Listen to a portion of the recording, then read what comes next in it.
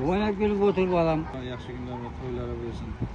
Assalomu alaykum hammaga. Bugun 20-may 2-sentrda 62-maktabning yonida 9 sotikli hovli joy qo'ydik. 23.500 dollarga. Latipayam joyini sotib qo'ydik. Shuni Azamat aka sotdik. Xudo xolasa bugun bilan notariusdan oformlagan ishlarini bitirdik. Azamat aka, joylar o'ng bo'lsin. İzi katta yorsun. Latipaya pullarni yaxshi kunlarga ishlating. Joyda aldık oynak gülüp otursunuz. Ama kelin alıp akıp görüp bana oksap çoluk görüp otursun. Shuningdek, uchinchi yugurli ham rahmat. Hurmatli kanaldan rahmat. Tamam. Xizmatlari uchun ortasi etamiz. Oynak gülüp otur balam. Ama akıp görüp bana oksap. Ular yaxshi kunlar va to'ylar bo'lsin.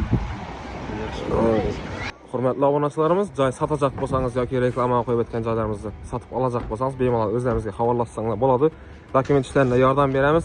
Xudo xolasa hammaga rahmat. Bir like bosib qo'yishingizni chiqmasin. Bizni kuzatishda davom eting.